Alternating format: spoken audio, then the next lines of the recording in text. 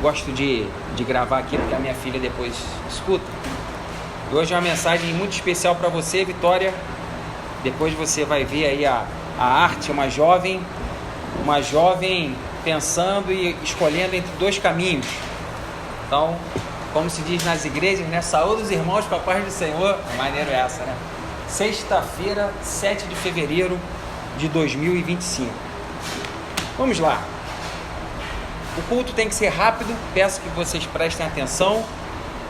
A gente vai estar aqui conversando, eu vou tentar falar como se fosse a minha melhor pregação, como se eu estivesse numa igreja lotada, vocês possam participar também. A ideia é a gente ter um alicerce, né? Uma palavra que nos ajude no momento da dificuldade. Sobre o que nós vamos falar hoje? Vitória, preste atenção aí. Sobre o que nós vamos falar hoje? Na semana passada, eu disse assim, que o título seria Vençamos, mas não aos olhos dos homens, mas vençamos as lutas aos olhos de Deus. E hoje seria assim, mas como? O que significa vencer as lutas aos olhos de Deus? E resumindo em uma palavra, escolhas. A vida é uma grande oportunidade da gente escolher. Bom, vamos lá, André.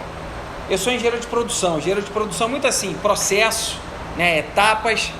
E fazendo o exercício, se a gente parar para pensar, uma sugestão, né? Eu não sou dono da verdade, mas eu acredito que a vida seja uma etapa assim de preparação, uma etapa de enfrentamento e um momento em que a gente tem que escolher o caminho que a gente vai tomar.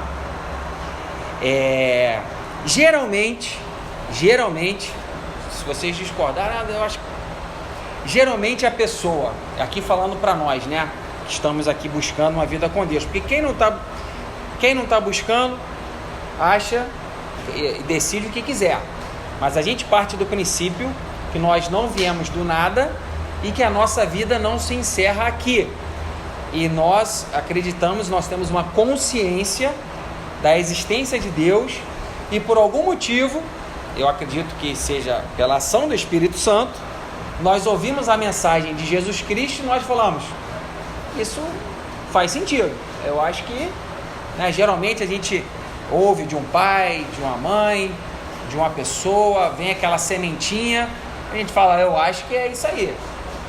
Aí vem o dia da luta. Geralmente, eu colocaria aqui 90% dos casos, a pessoa se prepara para a prova, vem a prova, mas geralmente a gente se entristece. A gente muitas vezes escolhe até errado, e apesar de toda a palavra dizendo que isso iria acontecer, geralmente as pessoas escolhem errado ou se surpreendem e não conseguem seguir adiante. Então, eu separei aqui sobre Jó. Vou falar bem rápido, 1 minuto, não precisa se assustar não, porque fala de Jó, né? Caraca, Jó, a gente sabe que Jó sofreu muito. Então, rapidamente sobre a história de Jó. A gente vê na história de Jó a soberania de Deus. A gente vê na história de Jó que sofrimento não é por causa de pecado, não é assim, se eu fizer errado, eu vou sofrer. Não, a gente vê que... Rosinha, depois se você puder fazer a gentileza, só me encostar a portinha ali por causa do barulho, por gentileza, tá, Rosinha? Muito obrigado. Não é assim, se eu fizer errado eu vou sofrer. Não, a gente muitas vezes vê gente que tem uma vida teoricamente cavando para ter problema, e a pessoa não tem problema, e quem está tentando fazer tudo certo tem o problema. A gente vê na história de Jó paciência e perseverança, e a gente vê na história de Jó humildade diante de Deus e fidelidade. Então, acabou. André já falou da história de Jó? Já. Eu só queria dizer o seguinte, Jó foi a pessoa que mais sofreu, e na verdade o ensinamento da história de Jó não é sobre o sofrimento, mas sobre a soberania e uma postura diante da luta. O tópico 2, hoje aqui com a presença da Ariane, do Ricardo Cabral, da Rosinha, existe um critério de vitória. Qual é o critério, segundo Deus, para a gente vencer a prova? Eu falei assim, vençamos aos olhos de Deus, não aos olhos dos homens. Em Mateus capítulo 5, do 3 ao 10, será que a gente consegue ler? Mateus capítulo 5, vamos tentar fazer aí porque eu gosto de ouvir a voz de vocês. Mateus capítulo 5, do versículo 3 ao versículo 10. Quem achar primeiro diz um amém. Amém. Amém, Ariane? Então começa no 3, eu vou no 4 e assim vai. Mateus capítulo 5, versículo 3, Ariane. Bem-aventurados os pobres de espírito, porque de leis é o reino dos céus. Deles é o reino dos céus. Deles O 4. é o reino dos céus. Bem-aventurados que choram, porque serão consolados. Achou? Achei. O 5. Bem-aventurados os mansos, porque eles herdarão a terra. O 6, Ariane. Bem-aventurados os que têm fome e sede de justiça, porque eles serão fartos. Bem-aventurados os misericordiosos, porque alcançarão misericórdia. Bem-aventurados os limpos de coração, porque eles virão a Deus. Bem-aventurados os pacificadores, porque eles serão chamados de filhos de Deus. E 10. Bem-aventurados os que sofrem perseguição por causa da justiça, porque deles é o reino dos céus. Então aqui, falando de escolha, falando de vencer aos olhos de Deus e não aos olhos dos homens, eu passei passei brevemente pela história de Jó e dei aqui o critério. Está aqui o critério de vitória, Os pobres de espírito, os que choram, os mansos, os que têm sede de justiça, os misericordiosos, puros de coração, pacificadores e até mesmo os perseguidos. Eles são os vitoriosos aos olhos de Deus. Continuando, agora vamos ler Salmo 139. Salmo 139, Ariane. Salmo 139, versículo 23 e 24. Enquanto vocês estão abrindo, existe Ai, André, poxa, mas eu já entendi a história de Jó, eu já entendi essa bem-aventurança aí, mas o meu problema é muito grande. O que eu fiz, eu já fiz uma coisa muito errada, eu estou arcando com as consequências. O que fazer? Vai aqui uma dica. O Salmo 139, ele é lindo. Ele fala da onisciência de Deus, que sabe de todas as coisas, a onipresença de Deus, que está em todos os locais ao mesmo tempo, a onipotência de Deus, que tudo pode. E no 139, o Ricardo vai ler o 23 e a Ariane vai ler o 24. Sonda-me, ó Deus, e conhece o meu coração. Prova-me e conhece os meus pensamentos. E vê se há em mim algum caminho mau, e guia-me pelo caminho eterno. Amém. Davi tinha um coração muito bom, né? O seu filho é Davi, né, Ariane? É. Lindo nome. Eu até falei para a Ariane que o Davi nunca perdeu uma guerra. Cometeu alguns erros, infelizmente, sofreu as consequências, mas ele está na galeria dos personagens, das pessoas mais abençoadas que já passaram por esse mundo, a ponto de Jesus ser chamado de filho de Davi, tanto por parte de mãe.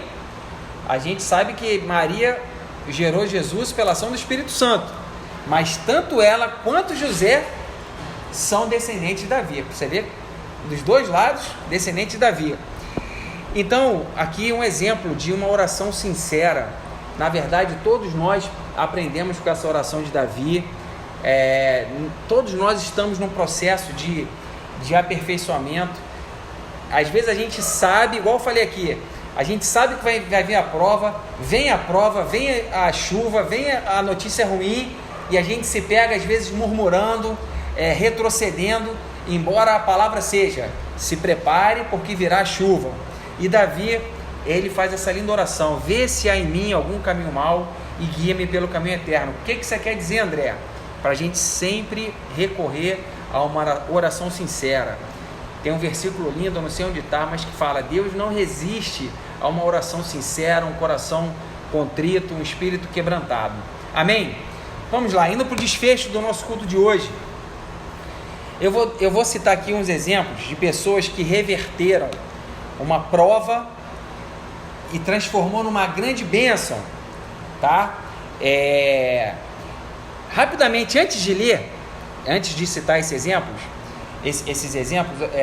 eu queria deixar registrado assim, tá bom, André, mas eu já entendi a história de Jó, eu vi as bem-aventuranças, eu vi que Davi orou, mas você teria algum conselho assim, concreto? Eu quero um conselho palpável, fala para mim. A gente vê aqui, ó, buscar Deus, todo mundo sabe o que é buscar Deus, se esforçar, né? Não desistir, se esforçar, olhar mais ao próximo ao invés de olhar para nós mesmos, abusar do silêncio, evitar palavras.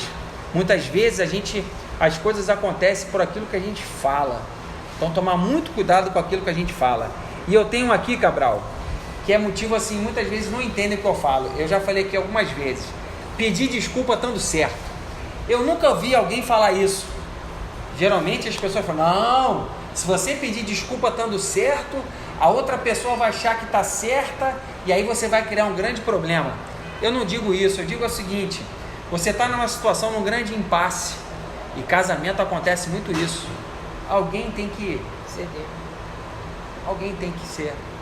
Então quando você faz isso, você usa até uma frase, a situação se acalma, muitas vezes o cônjuge também aplaca aquela situação, aquele descontrole, e Deus faz a obra, e muitas vezes nós colhemos bênçãos por essa atitude. Então, deixando registrado. Mas vamos lá, eu disse aqui, exemplos. Eu poderia citar o personagem e a vitória desse personagem, mas eu vou citar a postura do personagem. Por exemplo, José. Quem vê a história de José do Egito sabe, não, ele foi vendido pelos irmãos e se tornou o segundo lá do Egito. Uma história até que lembra de Jesus. Eu vou acelerar, tá? Eu vou falar isso aqui um pouquinho mais demorado como exemplo, mas depois eu vou acelerar. Qual foi a postura, uma palavra que a gente pode dizer de José? Integridade. José foi íntegro. Apesar de ter sido vendido pelos irmãos, passou por um monte de dificuldade, a mulher agarrou ele, falou que ele tinha agarrado ela, ele foi íntegro o tempo todo e foi abençoado. Moisés, Mar Vermelho, característica, mansidão. Josué, queda de Jericó, o sol parou, Ariane, o sol parou, mó doideira, né? Josué orou e o sol parou. Ninguém explica isso, hein? Não vou entrar nessa seara, não. E atravessou também o Mar Jordão. O episódio de Moisés é muito mais famoso. O mar abriu, tá. Mas o Josué também chegou, tinha um rio grandão, o rio abriu e ele passou e ainda fez um altar lá, que dizem que o altar está lá até hoje, no fundo do Rio Jordão. Então, Josué, coragem. Muitas vezes a gente tem que ter coragem. Ah, André, coragem é você brigar com alguém? Não. Coragem de você ser humilde. Precisa muitas vezes de coragem. Gideão, também, ele era um menorzinho lá e conseguiu vitória. Ruth e Boaz. A história de Ruth já está aqui muito linkado com o que a gente está falando, principalmente para as meninas. A arte desse culto que eu vou colocar na internet é de uma jovem. Eu puxei a sardinha para o meu lado porque eu tenho 3 filhas em casa. Ruth escolheu bem, ela chegou para Noemi e falou assim, o teu Deus será o meu Deus. A Ruth era de outra, não era judia, ela escolheu bem. E está na genealogia de Jesus. Ela, se eu não me engano, é bisavó de Davi. Ana orou. Ana não tinha filhos. Naquela época era comum.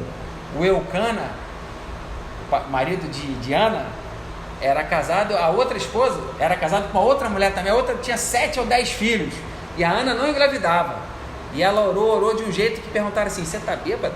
9 horas da manhã você já está bêbada? Ela, não, eu estou orando. E ela foi mãe de Samuel, que foi o último juiz e quem ungiu Davi. Benção, oração. Davi e Golias. Pô, você poderia fazer tantos elogios a Davi. Eu coloquei aqui um coração fértil, um coração humilde. A viúva de Sarepta, essa aqui, ela obedeceu, né? Elias mandou ela fazer a última refeição que ela tinha. Faz para mim. Ela obedeceu, fez... eu vou fazer e vou morrer. Não, tá bom, faz para mim. E até hoje, se não tivesse chovido, se não tivesse chovido, a panela dela estaria dando farinha até hoje, porque Elias falou, enquanto não voltar a chover, não vai faltar nem azeite nem farinha na tua panela. Elias teve intrepidez, porque ele desafiou milhares, centenas, quase milhares de profetas. Imagina, ele teve intrepidez, falou assim: vamos orar e vamos ver qual oração que vai fazer cair fogo do céu. Não é qualquer momento não, né? Não é qualquer. Teve intrepidez. Neemias, a gente viu aqui no passado, fé com trabalho. Esther também escolheu. Ela era rainha e naquela perseguição, não, ela falou: ainda que eu morra, mas eu vou fazer. E ela fez e foi abençoada. Mardoqueu, eu quero fazer uma pausa aqui. Você já ouviu falar em Mardoqueu? Mardoqueu, ele era o tio da Esther. Ele era o cara perseguido. O Ramã, que era o bambambam do Assuero. Gente, eu tô falando de gente poderosa, tá? O Assuero seria hoje o Donald Trump ou o Putin. Ele dominava 127 províncias. E ele tinha um braço direito, o Ramã, que odiava o Mardoqueu, tio da Esther. Ele teve firmeza, ele não ajoelhou pro Ramã e venceu. Por que o André tá fazendo essa escalação aí? O novo time aí tá fazendo a escalação? Não, eu tô dando exemplo de pessoas que tiveram características e escolheram de forma a vencer a luta. Jó, já falei. Daniel na cova dos leões. Daniel tinha um espírito de excelência. Sadraque, Mesaque e Abednego tiveram uma fé irracional a ponto de falar assim: se não ajoelhar, vou jogar na fornalha. Aí eles falaram assim: pode jogar. Eu não vou morrer queimado, mas se morrer, tá tranquilo, pode me jogar na fornalha. Não morreram, né? O famoso quarto homem da fornalha, Jesus estava lá. Indo para o desfecho, temos aqui a mulher do fluxo de sangue e a filha de Jairo, no mesmo episódio. 2 exemplos de fé. Um teve uma cura imediata e outro teve um pouquinho mais demorado. Jesus teve que ir até a casa, orou, falou Talita cumi, a filha de Jairo ressuscitou. Por que eu estou dizendo isso tudo? Para a gente buscar na palavra de Deus, Ariane e Ricardo, essas características para a gente não desanimar, porque vai chover, vai ter notícia ruim ao longo da caminhada, e que a gente não faça parte dessa estatística de pessoas que fizeram escolhas erradas. Deus é misericordioso, quem escolheu errado, Deus vai dar oportunidade, está dando para você hoje. Talvez hoje essa palavra seja só uma palavra, está dando 45 graus aqui na empresa, mas talvez daqui a 20 anos, vocês lembrem, poxa, Estou indo porque o médico quer perna. Amém, seja curada, Rosinha, em nome de Jesus, que possa trazer boas notícias. Vai no Getúlio, viu? Amém. Vai no Getúlio. Muita gente precisando de cura, eu sei que está difícil para todo mundo, mas por que, pegando o gancho, por que eu estou falando isso? E a gente vai realmente encerrar. O Salmo 91,14 diz assim: eu salvarei aqueles que me amam e protegerei os que reconhecem que eu sou Deus, diz o Senhor. Eu li esse versículo para uma jovem que estava no hospital. A pessoa já estava tendo que dar comida na boca dela, deu uma esclerose, a esclerose, entendeu, gente? A gente tem que pegar essa palavra enquanto a gente está jovem hoje, porque tudo isso que eu estou falando, a gente fala também para a pessoa que está no leito de morte, só que aí a pessoa já está no leito de morte, até o último minuto, há oportunidade da gente pegar essa palavra, mas o legal é a gente pegar essa palavra, principalmente eu falo para os jovens, por isso que eu estou aqui gravando essa mensagem para as minhas filhas, uma com 17, 2 com 7. Pois bem, final da palavra, sobremesa. Com Deus gosta de gol aos 45 do segundo tempo. Então, para você aí que está achando que a sua prova é difícil, que não tem mais jeito, o pouco que eu vi da vida, eu percebi que Deus gosta de... Acho que foi Ele que inventou, Cabral, o gol aos 45 do segundo foi Deus que inventou. Foi Deus que inventou o strike. Já jogou boliche? O strike é a coisa mais linda. O strike é quando tu joga a bola e derruba todos os pinos. Só que na última rodada, se você fizer strike em cima de strike, a pontuação multiplica. Foi Deus que inventou essa regra, né? Eu tô brincando aqui. Foi Deus que, agora eu vou brincar, hein? Por favor, quem estiver me ouvindo. No poker, foi ele que inventou o Royal Flush. Nunca joguei poker não, tá, Ariane? Mas tem uma carta que aquela carta é impossível. Então, às vezes a pessoa tá com um jogo bom. Com Aí a pessoa aposta lá 1 milhão, aí o outro cara tem um Royal Flush. E no truco, que é o pôquer de mineiro não joga pôquer não, joga truco. Tem lá uma carta especial chamada Zap, que o cara chega e fala assim, truco! Aí o outro cara tem um jogo melhor. Foi tudo isso que Deus que inventou. Na vida é assim também, o diabo perdeu todas até aqui. O diabo perdeu todas até aqui, não tem uma assim, que Deus entrou e não, aí já era, o diabo ganhou. Não. Então, e agora sim, terminando mesmo. Vamos lá, Vitória, preste atenção. Conclusão. Tanto as lutas quanto as bênçãos nos movem para uma direção. Tanto a luta, a notícia ruim, quanto a notícia boa, ela te empurra para você escolher. Então a vida é um grande barco que a maré está te levando, seja um empurrãozinho da notícia ruim, te empurrou.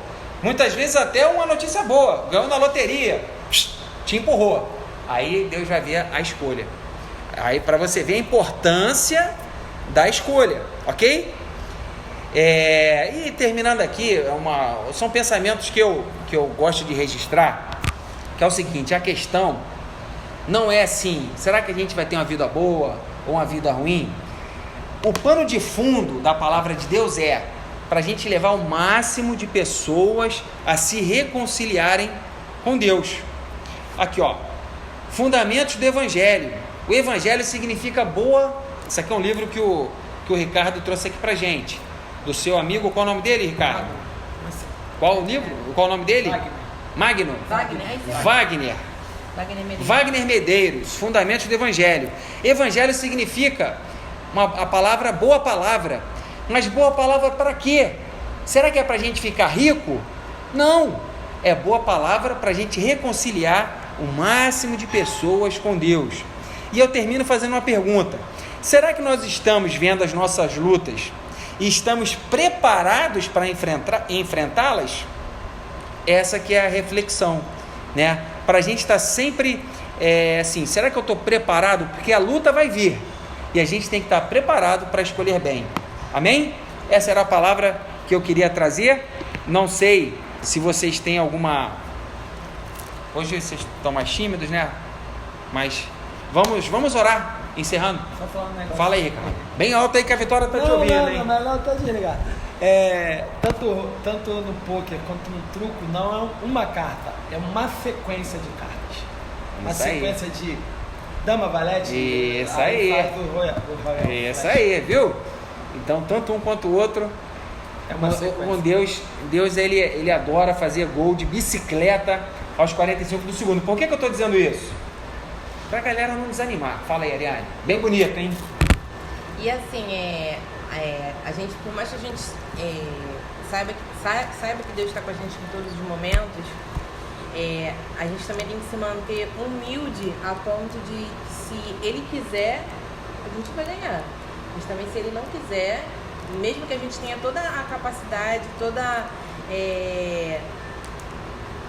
tudo para aquilo ali acontecer, se não for da vontade dele, não vai ser. Então, assim, tanto na vida pessoal, profissional, espiritual, se a gente se comprometer e fizer o nosso melhor e ter a humildade de saber que é só Ele que manda em todas as coisas, de resto tudo vai acontecer. Mas também, se não acontecer, porque não era no momento, não era na hora certa, porque, assim, às vezes a gente não entende por que acontece alguma coisa que a gente não quer, né? Que às vezes a gente quer muito uma coisa e Deus fala assim, não é o teu momento. Porque às vezes você não está preparado para aquela situação naquele momento. E assim, todas as minhas orações que eu faço hoje, quando eu quero alguma coisa, ou quando eu estou muito